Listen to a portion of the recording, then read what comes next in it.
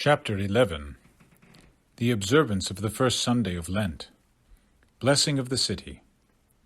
1577. The fast of Lent, as it was originally observed in the Church, consisted of 6 entire weeks, or 42 days, leaving, when the Sundays were omitted, only 36, or a tithe of the whole year.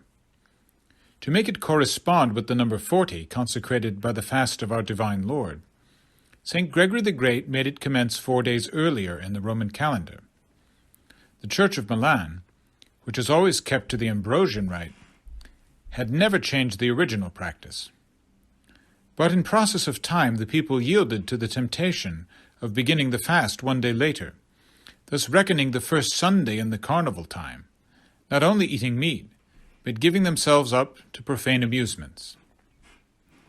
This abuse had even entered the sanctuary, and it had become customary to make the divine offices conform to this perverted usage by inserting therein alleluias, versicles, and antiphons of rejoicing. Thus the practice in a vicious circle reacted upon the habits of the people and seemed to sanction their misappropriation of the day to sports and pleasures. From the beginning of his episcopate, St. Charles had condemned this abuse, and had brought a great many of the people to the general communion, and the sermons and other religious exercises. But there was still a large number of worldly persons who preferred to spend the day in their own fashion. He therefore found it necessary to adopt more vigorous measures, and resolved to make the religious observance of the day a matter of ecclesiastical precept. However, before doing this, he consulted with several prudent theologians at Rome and Milan, and addressed a pastoral letter to his flock on the subject, dated March 1st, 1576. In this letter he ordered that the observance of the day should be proclaimed simultaneously with the Jubilee of the Holy Year, knowing that men's minds would thus be better inclined to the ordinance. He proved, by reference to St. Ambrose, St. Augustine, and St. Gregory, and other doctors, that this Sunday was commanded by Holy Church to be observed as the commencement of the Lenten abstinence, and that it was so observed not only in the time of St. Ambrose, but also of later archbishops of the city, citing in confirmation of this a constitution of Ottone Visconti, who was elected in the pontificate of Urban IV. He exhorted laymen affectionately to accept the ordinance in a Christian spirit, as dutiful children of the Church, and the clergy also, that their example might rouse and encourage the laity to do the same. And lastly, forbade the celebration of marriage on that day under any circumstances. The injunctions of this letter were obeyed by most persons, and when the people were humbled by the scourge of the pestilence, and ready to acknowledge their dependence on the mercy of God, a favorable time seemed to have arrived for fully carrying out its observance. This he did by publishing a general edict to the effect, and afterwards still more stringently by a synodal decree, so that at last this day was kept according to pristine observance. There still remained some who rebelled at the restriction of their pleasures, but their opposition was before long overborne by the cheerful acquiescence of the better disposed on the one hand, and by the signal chastisement which befell some of the profane worldlings on the other. To mention but one such event, a member of a noble family, having engaged in a perverse spirit to set at naught the ordinance of his pastor, sat down on that day to eat meat in defiance of the prohibition. But it so happened that without any cause to which he could ascribe his inability, he found himself unable to swallow a single morsel. Recognizing his error, and having done penance, he was remarked afterwards for his careful conformity to the precepts of the Church. The fear of contagion having now passed away, with the return of mutual intercourse in the city, there came new labors for the saint. Instead of allowing himself some relaxation, he girded himself up to undertake fresh toils. It seemed to him to be a season for working good among his people, and he would not let the opportunity slip away unimproved. While the remembrance of their deliverance was fresh in their minds, he resolved to make a general visitation of the city and diocese. He accordingly wrote a pastoral letter, dated February 2nd, 1577, to the people, announcing this intention, and calling upon them to prepare themselves for it, so that it might bring forth fruit. The following is an extract.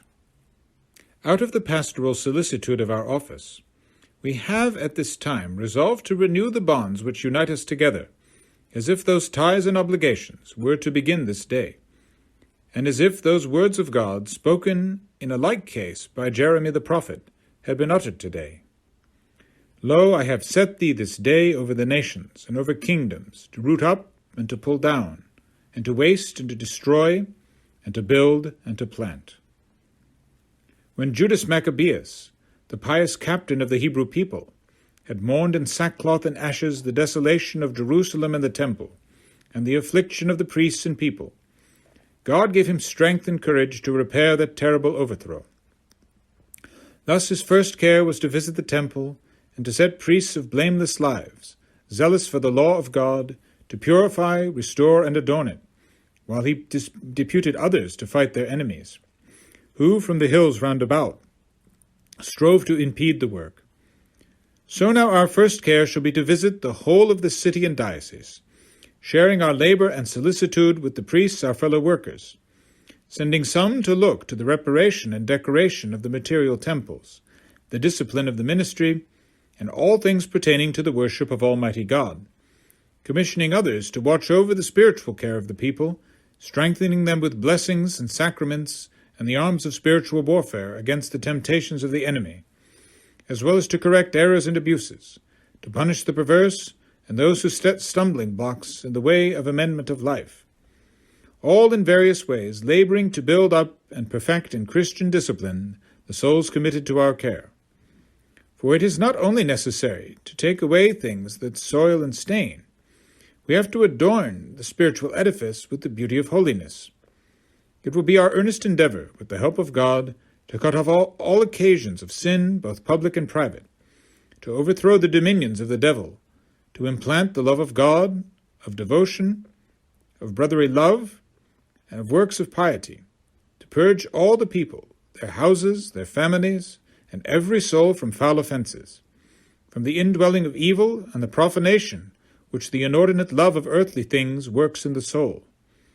This purgation is the real work we have to do in order to be entirely delivered by God's mercy from the plague and to be preserved in the future from its contagion. These words suffice to show us the spirit in which the saint undertook his visitation. During its course he solemnly blessed the houses of the people, a ceremony of ancient use, to resist the invasion of the spirit of evil, to drive away pestilence and sickness, and to make them more worthy to be dwelling places of our angel guardians. He explained the value of this blessing in his pastoral, pointing out the way in which they were to prepare for it, as he had before directed heads of families to arrange for the blessing of their houses with holy water on the vigil of Christmas, according to the Ambrosian rite followed at Milan. He particularly impressed upon them the duty of removing everything which did not accord with Christian morals, and might offend the most pure eyes of Almighty God, such as profane and lascivious pictures, light and sinful books, cards, dice, masks, and all things which might be occasions of sin, furnishing their dwellings instead with holy images, with spiritual books, and all things likely to kindle devotion and the fear of God. He begged them to prepare themselves by confession and communion to receive grace from God and heavenly benediction. He printed a little book containing the psalms and prayers for this holy function and the ceremonies to be observed, giving directions to the clergy not to bless houses where there were excommunicated persons, women of bad character, usurers, and other public and notorious sinners, where public gambling or anything else was carried on contrary to Christian piety.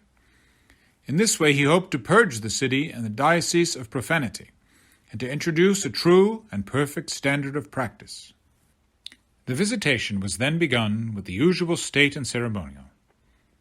The Milanese hailed it as the signal and earnest of returning health and peace, to see their archbishop once more passing through their streets in the splendor of his office, where they had a short time before beheld him toiling painfully along in the garb of penance, borne down by the weight of their sins.